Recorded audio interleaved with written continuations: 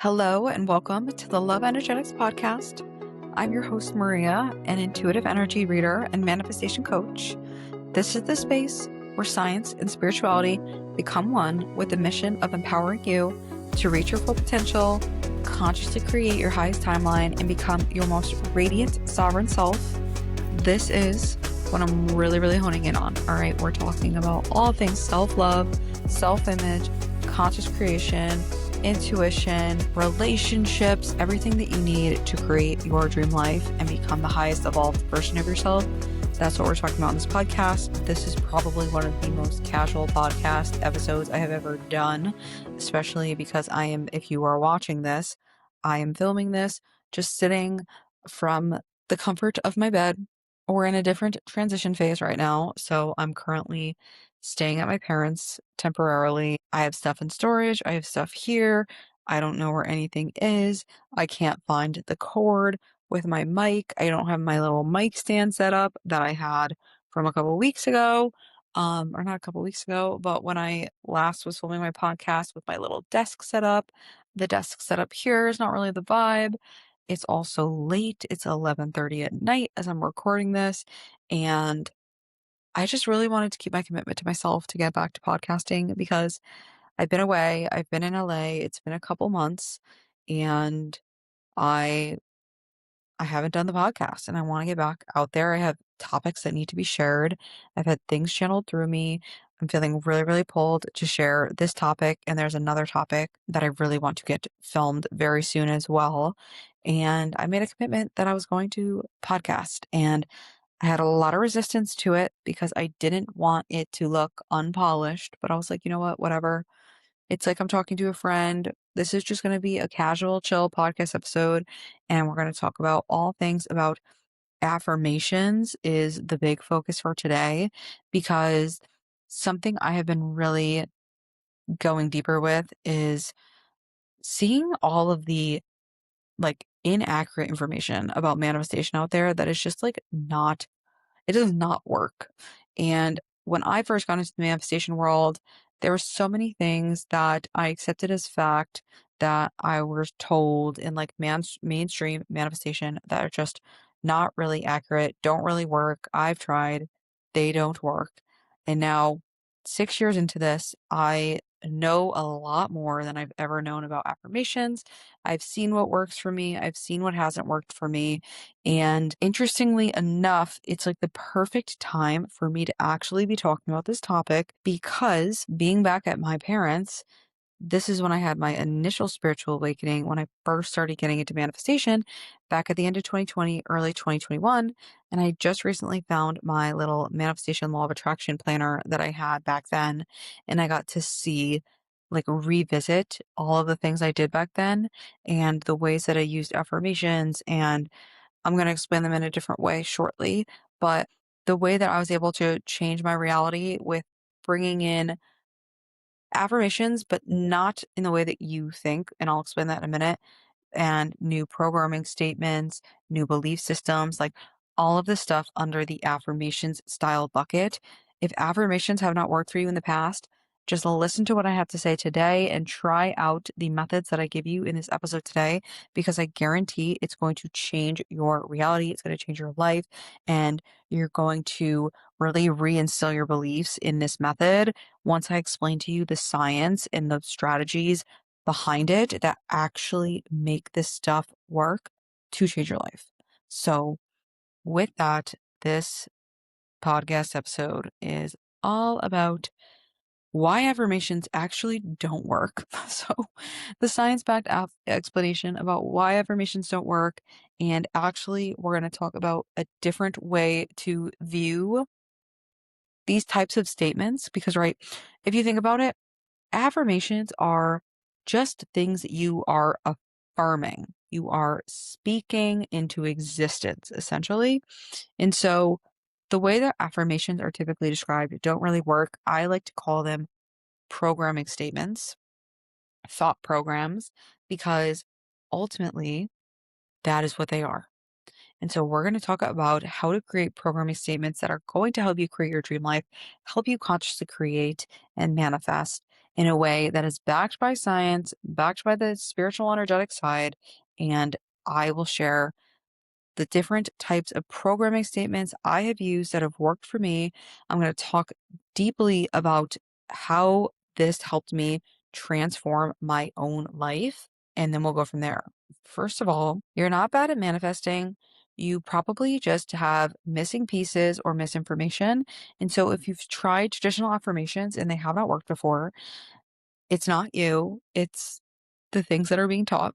So we're going to correct that. We're going to give you the proper tools and resources today so that you can achieve success with this. Once I give you all of the neuroscience and just all of the explanations behind what thought programming statements are and how to do that, I know that you will have success with the methods that I share in this podcast episode.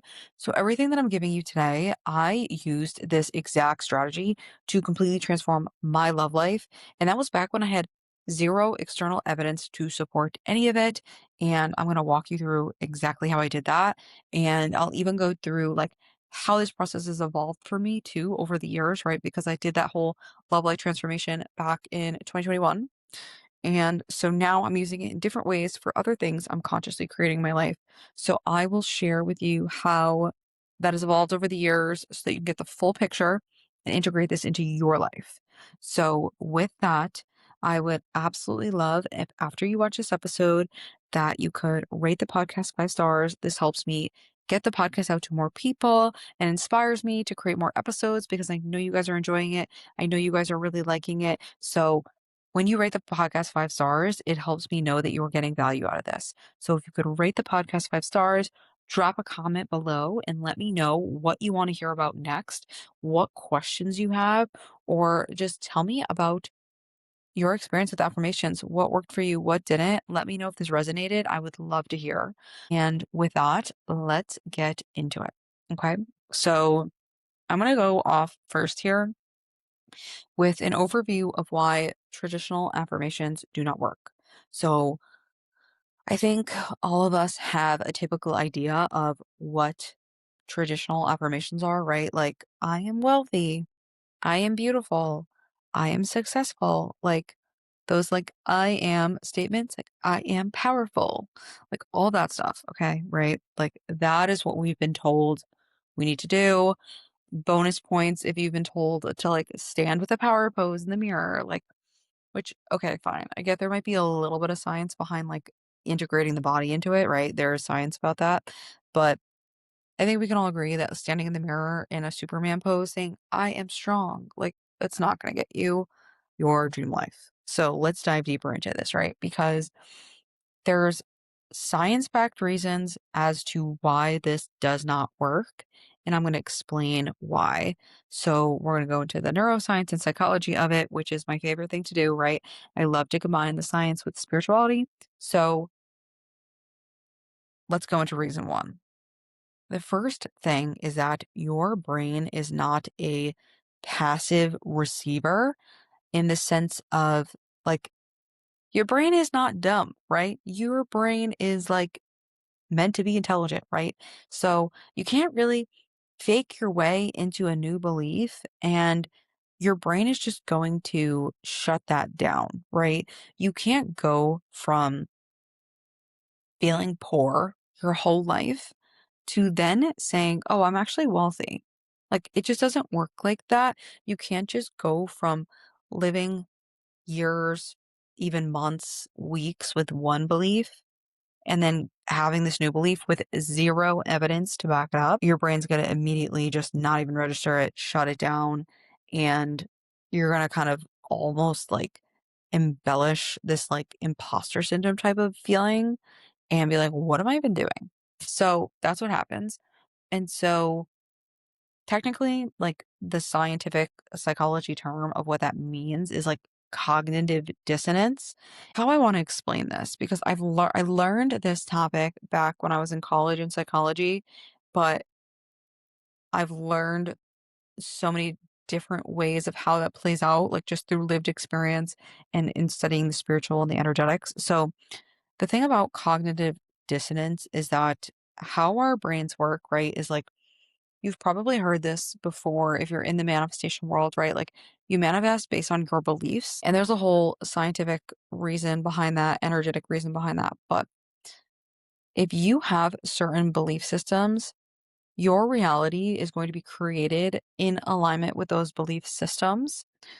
Your brain, right? Your subconscious part of your brain, um, kind of intertwines with your ego part of your brain. Like your ego is kind of like the whiny child, and like then there's like your conscious brain, the higher evolved pieces of your brain that are more of like the more wisdom, um, like the wisdom monk type of vibe, like seeing the higher evolved perspective.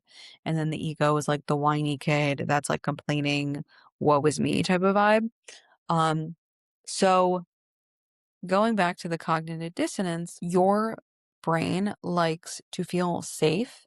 And a way that the main way that our brain and our ego keeps us safe is through predictability. And predictability comes through beliefs.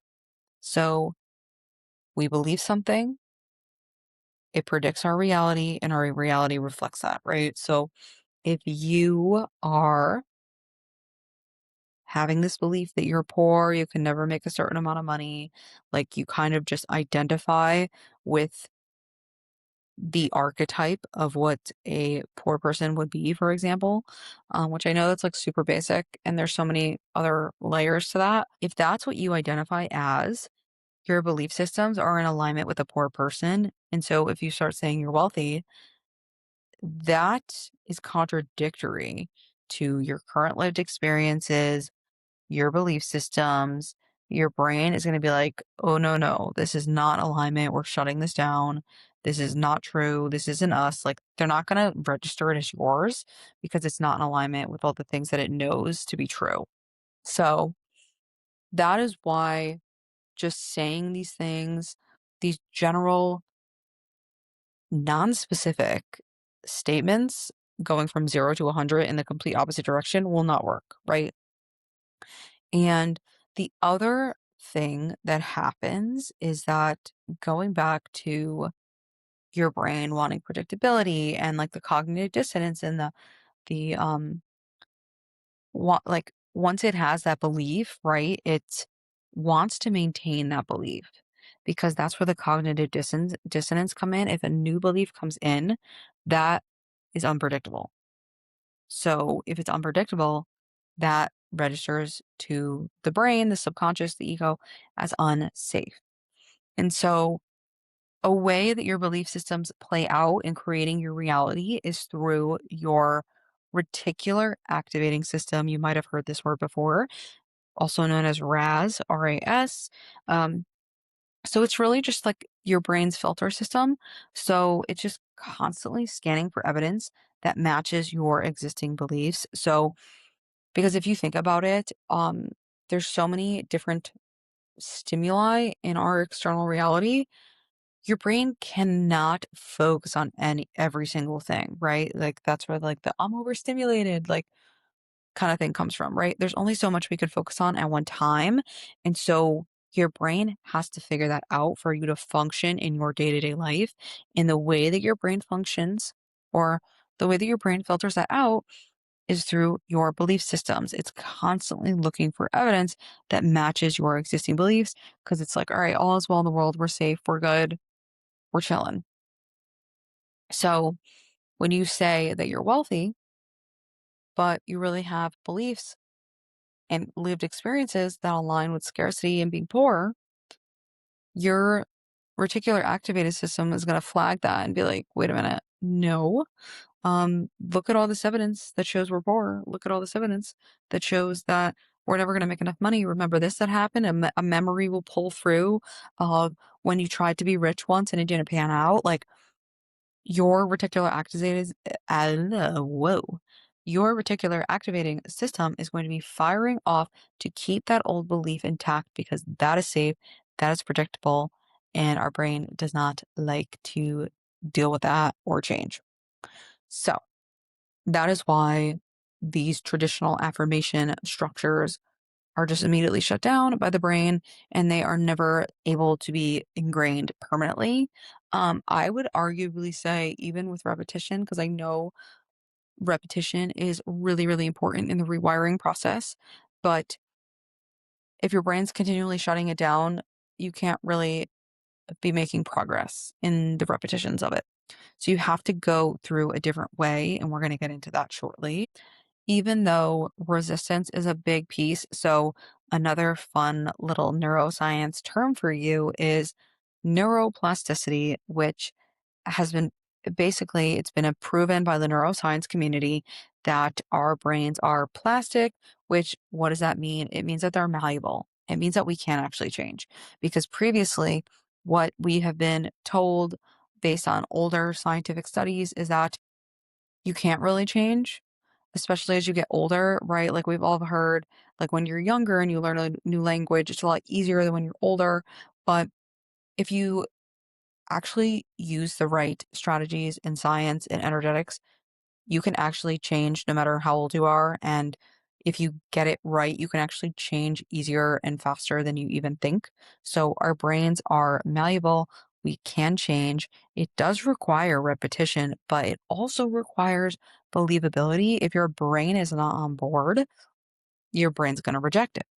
So you can't really rewire this new neural pathway of I am wealthy. If your brain does not believe it, it's just going to shut it down. Oh, also, I did want to give an example of the reticular activating system and like how that plays out. Think of something that's on your mind and how you didn't notice it before, but now you notice it all the time. So, for example, when I was manifesting my dream car back a few years ago, I was manifesting a Range Rover.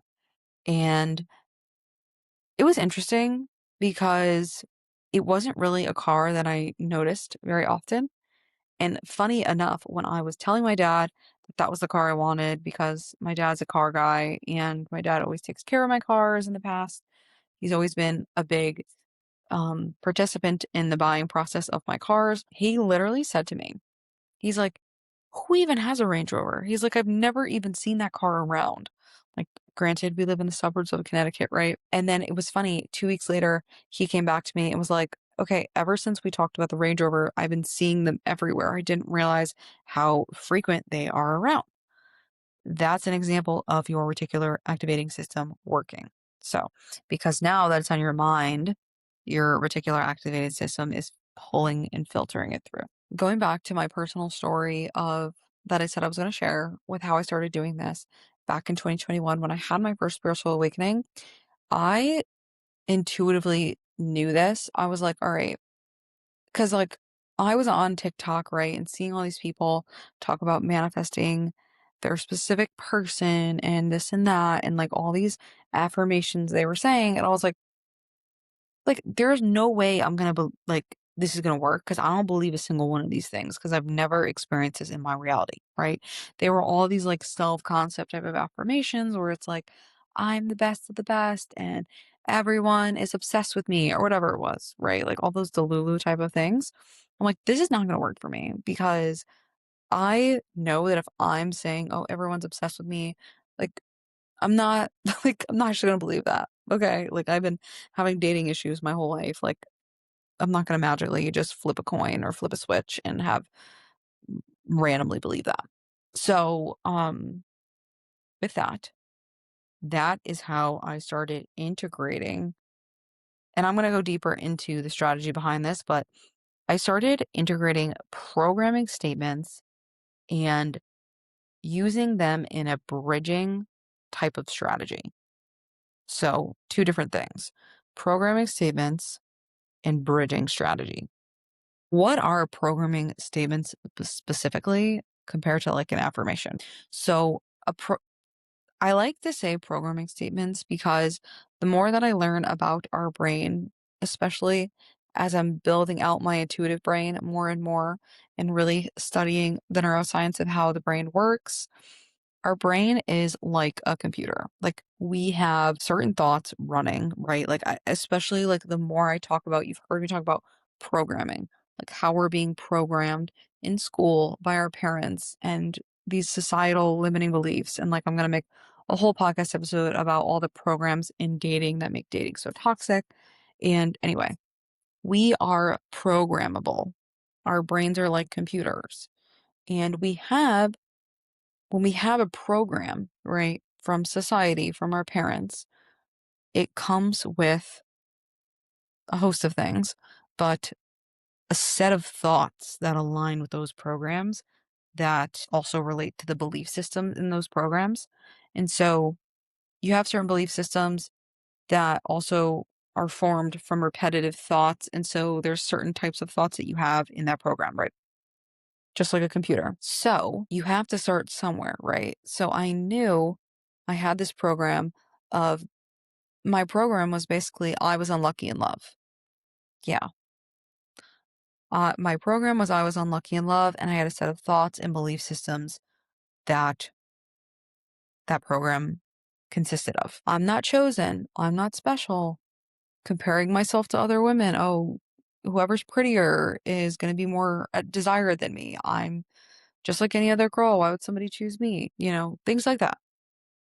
I had this unlucky in love program, and I had those thoughts, and those are the thoughts that I regularly had thought, especially when it comes to the self concept and self image pieces of that, like how I thought and perceived myself to be. There are thoughts that go along with those. So, what I had to start doing was plugging in new thoughts like a computer, bringing in a new program, the Lucky in Love program.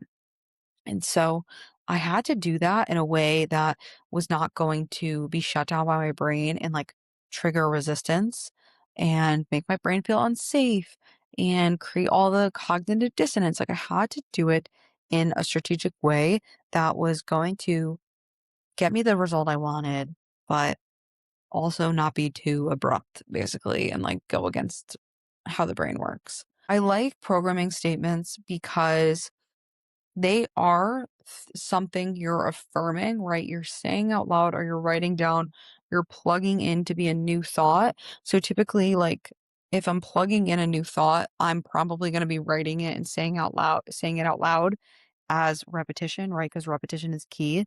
Um, and I need something to overpower the automatics, more subconscious thoughts that my brain is already so used to, right? Because I've talked about neural pathways before, like a strong neural pathway, like say you've had a belief your whole life that you're not chosen, you're not special. That's going to be a thicker neural pathway.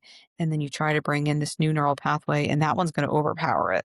So saying it out loud and writing it helps it grow so that it's not getting completely swallowed up by the bigger neural pathway. I would say them out loud, right? So they are statements that you're affirming, but the key is that they're a little bit more specific. They're not a little bit. The difference between an affirmation and a programming statement is that a programming statement is in alignment with the neuroscience of the brain and with the energetics of the spoken word. And so it's going to be a statement that is intentionally worded in a way that will energetically register, because words, as people say, words are spells, right? So there's certain types of words that open up your energy to allow in a new belief. There's certain types of words that your brain can get more on board with. And there's a way to frame it in a way that opens up that energy, opens up the believability, and um, is believable without the prior evidence of something to match that thought or belief or programming statement. So that's kind of what it is. Um, it's more about not saying in the statement that that this is your reality, right? Like you're not saying I'm wealthy and like that's your reality. It's more so like opening a door to the reality where you are wealthy, and that is like something that like really really helped me get the believability up, where I was like, all right, I have been unlucky in love. That has been my reality. But I am willing to believe, and keep in mind, I'll talk about that language, right? I am willing to believe Like there is a reality where I am lucky in love, I'm attracting high quality men, and ultimately I'm ending up with my soulmate. Like there's got to be a reality, right? Because I was really starting to be like, all right, there's infinite possibilities. And that's like a big thing to understanding reality, right? There are parallel realities because ultimately every decision you make is going to affect the future and affect what future timeline you are on. The future is not fixed. It is very dependent on the decision and choices you make in your day-to-day life. So if it's possible for somebody else to be lucky in love and have their dream love life, then why not me? Right. So I'm like, there's got to be a reality where that exists and I'm willing to find it. And I'm going to connect to that through these programming statements. And that's exactly what I did. So your brain will respond to possibility and direction differently than it responds to declarations that it can't verify. So it can't verify that you're wealthy when there's no evidence of it. But if you are willing to see how you're wealthy today, that is opening up a possibility. That is seeing things in a different way, being willing to perceive your reality in a different way, right? Because you're saying that you're wealthy, that's getting shut down because you don't have any evidence of being wealthy. But you're willing to see how you're actually more wealthy than you realize today. Maybe you have more money in your savings than you realized, or it goes back to the sillier things, right? Like, oh, this computer that I have, this phone that I have, this ring that I have, that is all wealth. Arguably, I would say health is wealth, right? There are ways for you to redefine your relationship with that word wealth. But if you're saying it in that like dead stop, I am wealthy, your brain's not going to be willing to open up to other definitions of wealth besides the one that we typically have about it being money based of like what money's sitting in our account, how much money we're making on a month to month basis kind of thing. But if you're saying I'm willing to see how much wealth I actually have in my life today, then you're going to be like, well, what's a different way I could view wealth? Because not for nothing, money, like just a tangent on how to redefine wealth, you only want money because of the feeling it gives you. You want money because you want to feel secure. You want to feel safe. You want to feel taken care of. You want to be able to do the things that you want to do, have the things that you want to have. So think about those feelings that the money's going to give you and show yourself that you already have it now. And that's going to open you up to a wealthier timeline, right? That's what these programming statements are designed for. So that is something I wanted to say about the programming statement. And there's a couple different ways. So I kind of already just like jumped the gun here with saying that I'm willing. There are two other ones that I really want to talk about today with the power of language. I'm going to get back to them, and I'm going to get back to I'm willing to, because I do want to talk them through in order for the sake of it being easier for you guys to take notes or take away from this and integrate it into your life. But what I just want to do is like finish my conversation about programming statements and why those work better than affirmations before I jump to the next piece. So, because these programming statements are not being shut down by your brain, you will be able to use the repetition to begin to rewire the subconscious thought patterns that you have that are creating the life that you don't want, right? Like if you're having the subconscious thought patterns of being poor, but you want to be wealthy, you have to rewrite that subconscious thought pattern and you need to do it using a programming statement that will allow you to open the door to the wealthier timeline and start to believe that you're actually more wealthy than you think. It's everything in life is a perception, and these programming statements, when you do a thought programming statement correctly, it will help you shift your perception really fast. And it's also kind of getting you to a little bit more of a neutral place. Like your brain is not on as high of an alert because when it's met full force with such an egregious opposite statement from I am poor to I'm wealthy, that is stressful to your brain. It's going to just be like, shut down, whatever this is, get it out, foreign invader, right? But when it's a subtle introduction of a new concept, it's not flagged as a threat And so it's a lot more neutral coming into your brain, which makes it a lot easier to rewire. So that's that. It's more of like an invitation versus like a dictator coming in and being like, all right, this is the new thing. And then everyone's fighting back, right? It's you're inviting in this new perception that you might have never considered before. So that's kind of the highlight on the programming statements. And just to get a little bit more specific into what programming statements would look like and the best way to do it when you're in a place like I was back then, right? Where like you're and arguably still today sometimes, right? Like you're in a place where your reality that you currently have is very different from the reality you want to consciously create. You can't go from the 0 to 100, right? So the bridging strategy of how you design these thought programming statements over time is going to be the key to actually helping you rewire faster, create your dream reality faster. So don't go 0 to 100, bridge. And what does bridging mean? All right. So bridging is more so it's creating a ladder of believability from your current belief to your desired belief, right? So going back to what we were saying, right? So with my unlucky in love program versus my lucky in love program, right?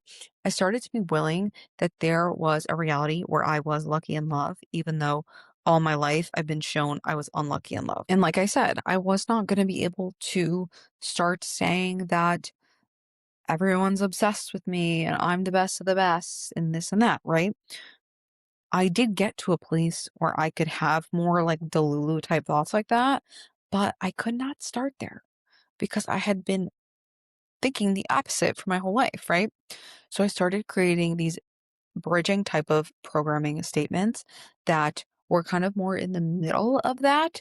And the way to do this is like making the statement more expansive than like that original thought that you have, but it still needs to be within reach of what your brain is willing to accept. And then once it really gets comfortable with that new one, then you go more expansive to the Delulu thought, essentially, right? Like the one that's in alignment with the reality you're creating, right? So, for example, you have a thought or you have repetitive thoughts that is a belief system around, I always attract unavailable people. I always attract the players. I always attract the guys that don't want a relationship, right? Like those are probably the thoughts in that program. And then you want to create the thought program that aligns with the reality of like being in your highest dream relationship, right? That would be you thinking, oh, I'm in a deeply loving, committed relationship with my person, right?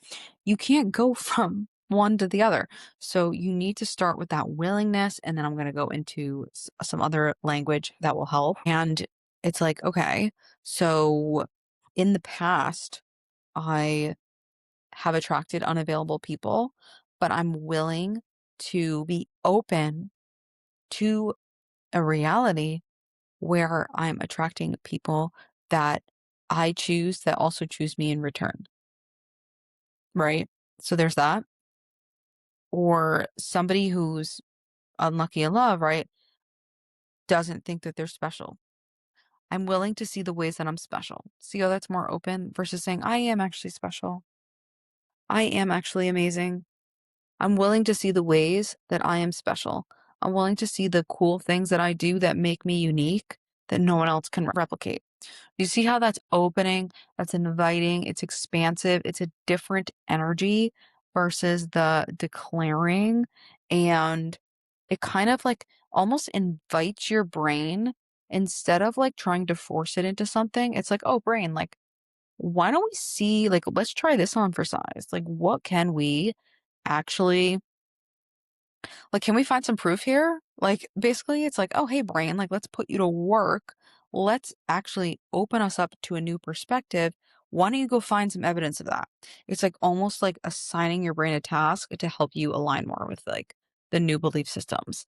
So that's another thing that's really, really helpful with these bridging sequences. So it's like going from resistance with a traditional affirmation to these bridging programming statements being opening And also, like, it's like, oh, I'm opening myself up to this and I'm like playing around with the idea of this new identity.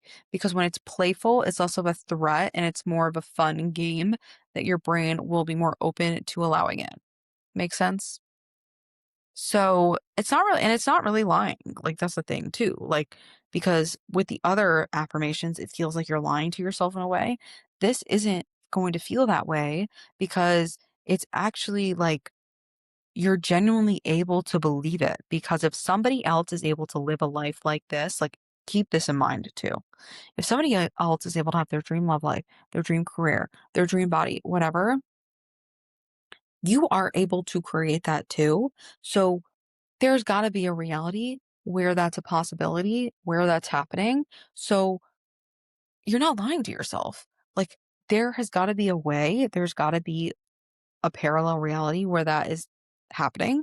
So you're just willing to open yourself up to that.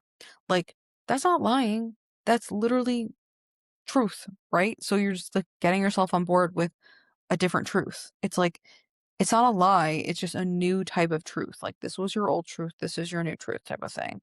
So it's not lying. It's aligning to a new truth. And it's just giving your brain a direction it can follow instead of it feeling like it needs to be on guard. It's like giving it a task, working with it instead of working against it. And so this is where I want to talk about like the language specifically that kind of comes in with that. So there's specific type of words I really, really use that I find are the most powerful with these bridging type of programming statements, especially when you are like on that initial beginner spectrum I was telling you about, with like you're starting from scratch with creating these new thought patterns and you're far off from where you want to be from a conscious creation perspective. So like I said, words are spells in a way. There's energy in words. Like, that is a scientific fact. The words that you have, the words that you say have energy. And you can find, there's a very famous study. I'm sure everybody's talked about it at this point, but there was like a water, what was it exactly? It was like a snowflake or something, like some type of water based molecule.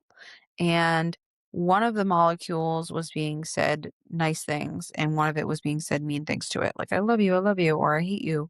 And the one that got the negative statements told to it looked like this ugly looking snowflake.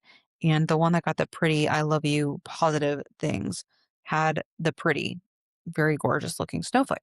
So it's very obvious that words carry energy, and that could be beneficial type of energy or negative, opposite of beneficial type of energy. Words are important, is what I'm trying to get across. Language is really not neutral. Certain words are going to activate more openness in the brain, and others are going to activate more resistance. Just like those traditional affirmations were structured, right? Those are going to activate more resistance. So here are 3 power phrases that I use, I know work, and I have the science and the energetics, like I just explained, to back it up. So you already heard me talk about the I'm willing. This is really powerful because it's, you don't need any prior evidence to believe this one, right? I'm willing. That's just you being like, I'm willing to change my perspective. Like, you don't need any external evidence for that. That couldn't be more open if you tried.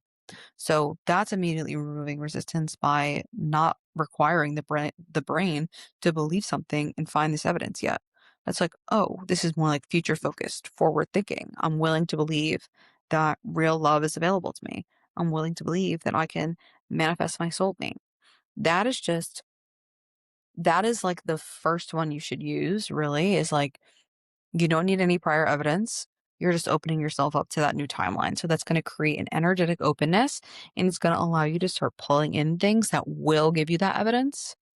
You could find a song or a book, or somebody comes in to give you some type of confirmation that real love is available to you. You know, like it's cool because then you almost open it up with that type of statement to allow your environment to pull in something that's going to match that new thought program, that new belief.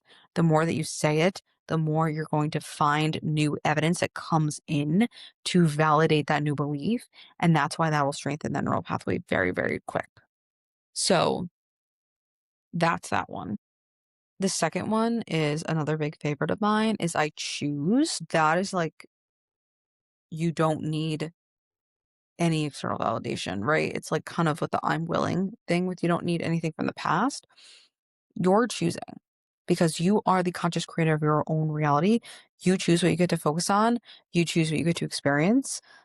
You By saying I choose, it's really like activating that inner power within you, which is really important with the self love and the self image, right? So instead of just being this passive receiver of things just happening to you, this is activating you as a conscious creator, an active creator that is shifting things in your life. It's aligning you with your own personal authority. So, this is really helpful with the self image and the self concept because if you want to choose to see yourself as someone who's lucky in love, you're just declaring that. That's a declaration. And it's a great thing to repeat because if you're saying, I choose to see myself as someone who's lucky in love, you are going to find things that will help you see that. See how powerful that is? It's almost like setting you up for actions that are going to help integrate this new belief system and integrate that new reality. So it's more like identity forming and decision making. So if you choose to see yourself as such, if you see yourself as such, then you're going to act as such, right? So if you choose to see yourself as lucky in love, you're going to start acting like that person who is lucky in love. And someone who is lucky in love is not going to take breadcrumbs from some medium ugly 5'6" type of balding guy, right? You're not going to take breadcrumbs because you're lucky in love and you know that you can find the really hot guy that you really like, that you really connect with on all the levels, right?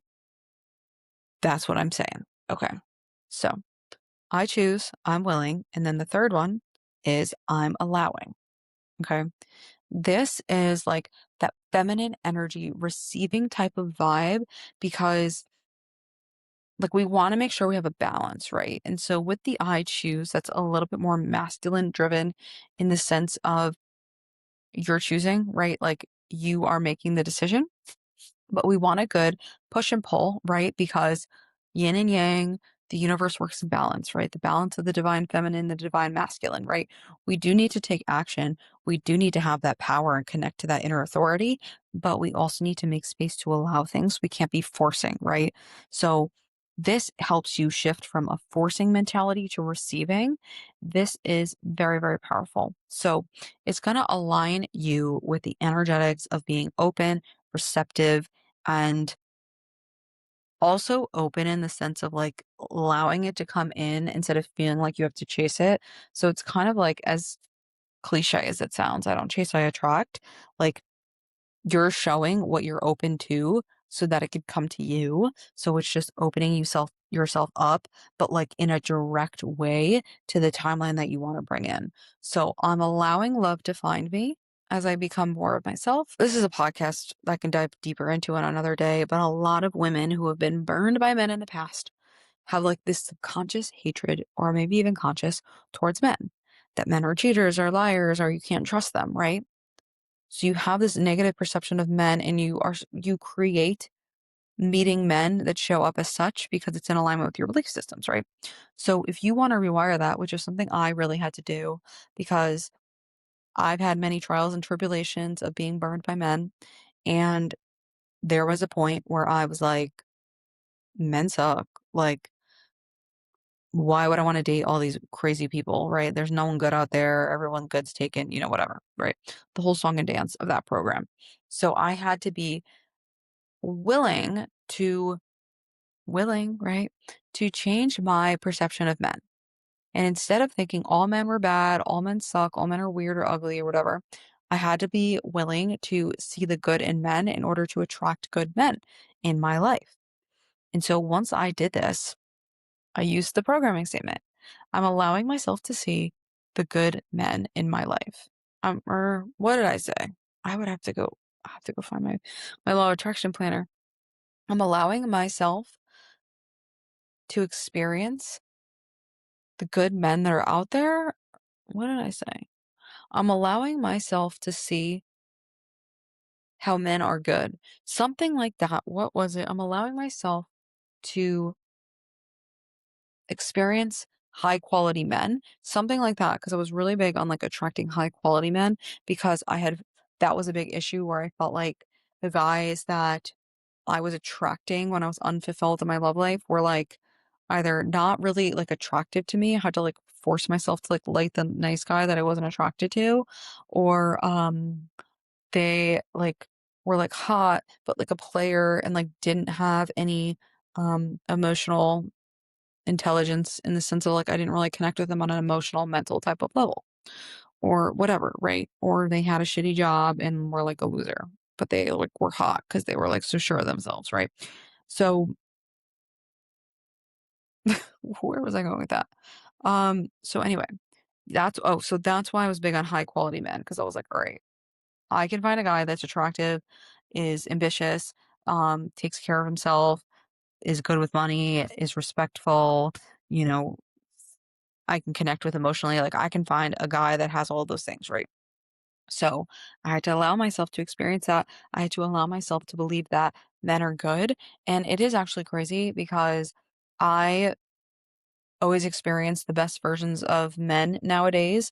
Like obviously I'm married now, but like I experienced the best versions of men when I was dating before I met my husband, and I was like doing this work, and like even to this day, like when I hear some of the like horror stories, quote unquote, that people have from dating, I'm like, that's insane.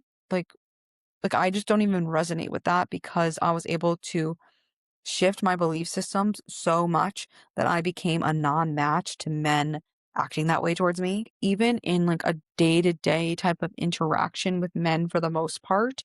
Um, like if a man sees me out and like thinks I'm attractive but I'm taken, they're very respectful about it.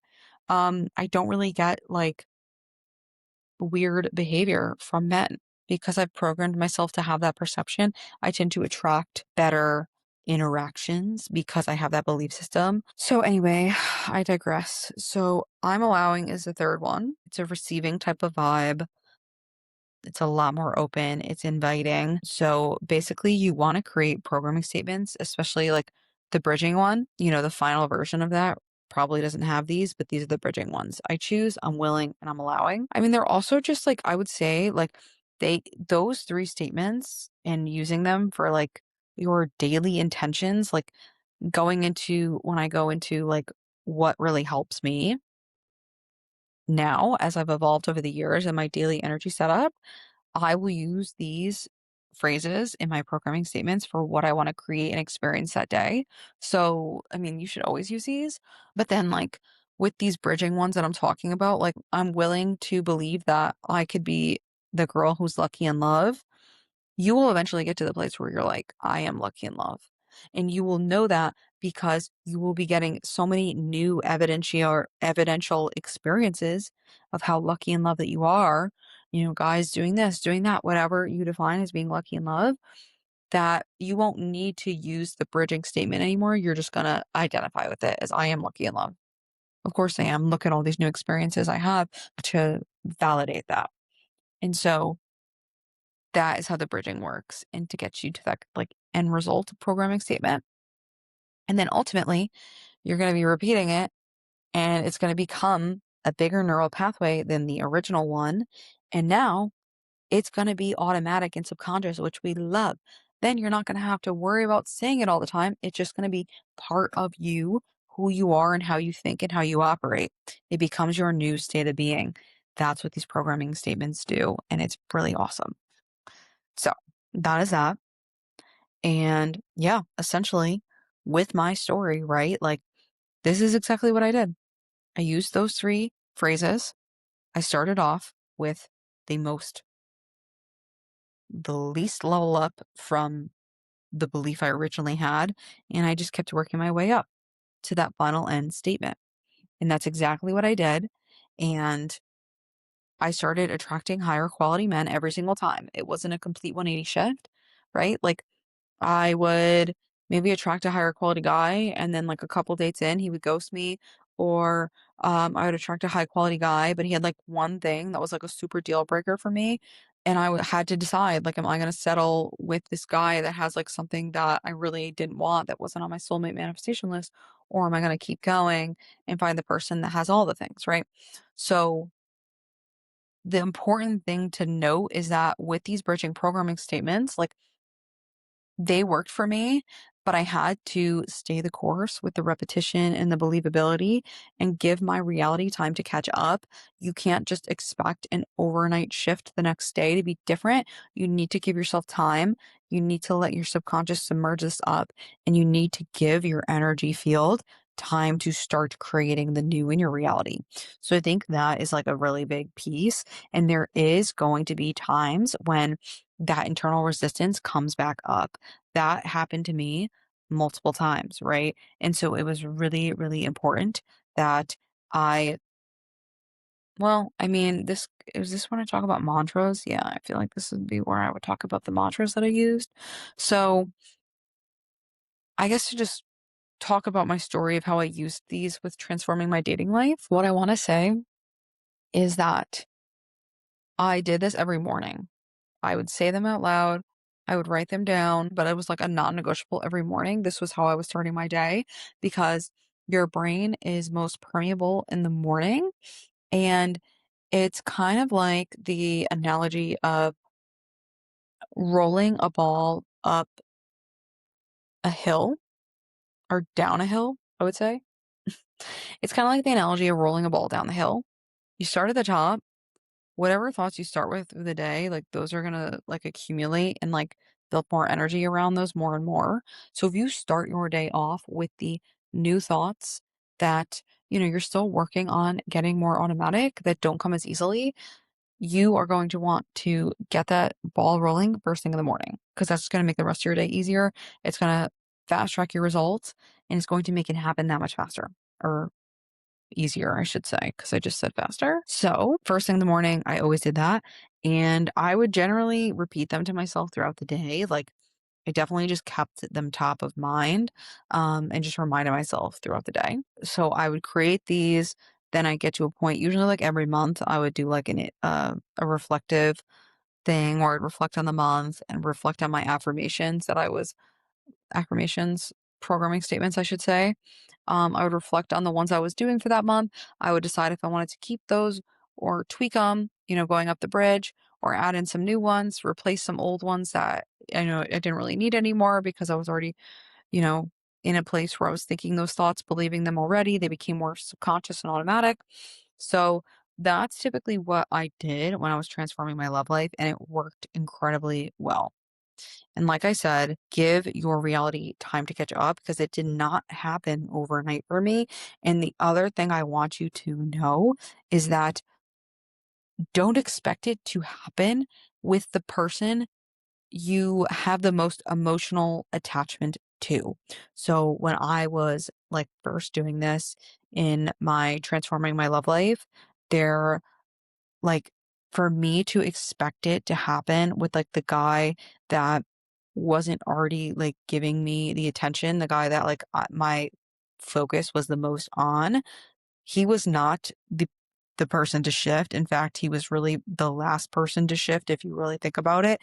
It's always gonna be the people that you have less emotional attachment to, at least when it comes to dating and relationships in that regard. Or, for example, if you're just integrating this in general, right, across all areas of life, you will see the shifts happen faster in the areas of life that aren't as high of value to you or you don't have as much resistance to. You'll see the shifts happen faster there, and it'll always usually end up um, kind of being the one. It's kind of sucks to say, but the area of life that you care about the most or you want to change the most, you're probably going to see that one on the latter half of integrating this. So give it time and be on the lookout every day of validating evidence of these new thought programs that you are putting in. Because the more evidence you gather, the more it strengthens your new belief system. And the more it strengthens in your new belief system, it's going to create in your reality for the bigger things that you're trying to manifest. So that is really key. Even when it felt like it wasn't working, or it was working with some situations and not others. It was really, really important that I worked through that resistance and kept the faith in the process. And really, what helped me keep the faith was seeing how it was working in other areas. So be willing to look at those other areas and not go down the rabbit hole of it's not working because it's only one area of life that you care about the most that isn't working, or, you didn't give it enough time yet. Like the 3D is slow. Like, give it a minute. It's not as fast as your energetics in your mind. So give it a minute. And then the other thing that really, really helped me. So before I say the other thing that really helped me, the other thing I wanted to say is that you will know that shifts in the external are coming. So if you're starting to get like, you've been doing this and you haven't really seen the shifts, you'll know because you feel an internal shift first because it's an inside out world, right? So your outside world's a reflection of your internal world. So when you start to feel different internally, that's when you can start to see things shift externally. So if you're not shifting internally, it means you're not getting the emotional piece involved. And repetition is not enough. You need to get the emotions on board. And that's why the programming statements are using that type of language, because it's going to align you with the emotions required to help accelerate that rewiring. I don't know why people say robotic affirmations work. I don't know if you've ever heard that before, but um, some people say that you just need to repeat, repeat, repeat, and you don't need any emotion behind it. That's not true. Emotions are one of the most powerful things that we have to create our lives, and it helps you rewire so much faster. So pay attention to how you're feeling, pay attention to the internal shift, and that's going to give you more insight. So then when I was feeling resistance, right, I was starting to second guess, I was starting to doubt, or things were going good, but then it feels like maybe something backtracked. I always had a mantra to recenter myself when triggers would come up and try to pull me back into my old belief system. And I think that's really important because you want to give yourself grace. Like, you're not going to change this once and get it perfect. There are going to be times when things happen and you mess up, you slide back a little bit, but you have to just keep choosing that this is the new reality you're creating and you will get there even if there's mistakes. So the mantra for me is like different from a programming statement because it's more of like a recentering in the moment, like integrating live, something that I know has emotion specifically in that mantra that will get me to the emotional place I want to be, which is more of a neutral and balanced place that's rooted in faith and belief in myself and the process. So whenever that trigger hits, have a mantra that you use, or even put a reminder on your phone, just have it pop up throughout the day so you don't forget about it. There's a couple different fun ways that you can do that. But like, for example, there's a couple mantras. So one mantra for me is in order for me to stay detached. So like if I felt like I was getting too hung up on the outcome or worried of how things were going to turn out, I would always say this or something better. I still say that because it helps me stay neutral in the moment. It helps me release attachment to an outcome and put pressure on the situation. And it helps me feel more in control. Like if it's not this, I'm going to be getting something better. And honestly, the more that you say that, that's a good belief, because if something doesn't work out, then you know something better is coming along. And because that is your belief system, that will be what you create, is something better coming along anyway. So that's like a fun little hack. So that's an example of a mantra that you can integrate. If you want to get really fancy with the nervous system regulation, I work with this piece a lot with my one-on-one clients. But there's a lot of good role of breath, nervous system regulation strategies that I teach that you can pair with the mantras. And that is going to really, really help you balance out, get yourself out of the trigger, fight or flight emotional thing that is causing you to not think clearly, causing you to revert back. And it's going to get you back to the calm, balanced place so you can think logically and actively move through the trigger so that you can move through it and rewire in a way that's going to align you with that new belief system, that new rewiring, that new reality. So that's kind of the overview of why traditional affirmations don't work. I go into the science behind that, right? So just to recap, we went through the science behind why traditional affirmations don't work, how to use programming statements instead and why programming statements work from an energetics perspective and a neuroscience perspective. We talked about the three um, different types of language that energetically are beneficial to rewiring when you have no external proof to back up the new programming statement, new belief system claims that you're working on creating a new reality, right? So I choose, I'm allowing, and I'm willing. And then we talked about mantras when you're working through a trigger and sliding back into an old belief or things aren't really kind of panning out, right? We also talked about trusting the process, giving it time. Yeah, I would say that's pretty much the summary. Just let me know if you guys have any questions. This is already getting to be a pretty long podcast episode. So, what I'll do is I this is kind of like my main strategy, but I have evolved this with daily intention setting in my daily energy setup. Now in my most recent evolved manifestation morning routine practice, there are ways that I've built on this. I have specific programming statements, bridging statements, and mantras I use for conscious creation, certain areas of life.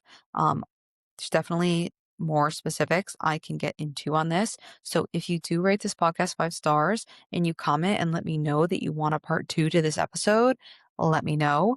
If there's anything else that I said that because I know I talked about a lot about dating and relationships. I know I brought up a couple different other energetics and neuroscience pieces here and there. If there's anything that I said that you want me to dive deeper into, please also send me a message on Instagram. Let me know your takeaways and let me know what you want to hear next so that I can work that into my future podcast episodes. And I think just to really close that out, like ultimately, what I want to say is this is such an important part of conscious creation. You cannot consciously create your dream life and sustain it and hold it without building in new thought programs and without being able to shift your belief systems in this way. This is really important.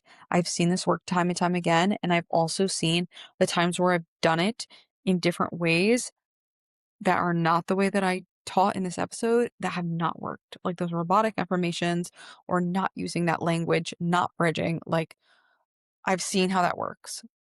And I know it hasn't worked. So, and I've also seen what has worked. So I wanted to make sure that for anybody else who's tried affirmations or doesn't know how to change their belief systems, I wanted to make this episode so that people are able to take what worked for me, take what didn't work for me, be able to fast track their own results, get the playbook from me, get the experiences that you needed to learn and consciously create your own reality faster and more effectively than I did. So hopefully this episode helps you. One other thing I will say is feel free to DM me on Instagram at Marea Manifest with any questions or future podcast episode ideas, biggest takeaway. And then lastly, I do, if you want to get on my email list on my website, I think I have the link in the show notes. I have a free self love meditation where I specifically use the language of the programming statements that I went over in this episode to open up your heart chakra, align you with the frequency of self love. And I combine the nervous system regulation, breath work, meditative components in there and I also give you a really gorgeous self love visualization. So I highly recommend it is free. All you got to do is download it on my website, get on my email list, and then bonus, getting on my email list is going to get you exclusive invite only access to free online trainings and webinars that I run in the future. So you definitely want to get on it because there's so much more value that I can provide at even deeper levels than this. So I'm glad I finally got back into the podcast today. I was really like in my head about doing this polished and perfect, but I'm glad I got it done, even though I'm just like sitting in my bed right now and it's past midnight. But I'm glad we did it. We're back in the flow. And I hope that this podcast episode really helps you. So remember, you were never meant to chase or settle. You can consciously create the life of your dreams. And cheers to reaching your full potential and becoming your most sovereign and radiant self. All right, that's it. We'll talk next time.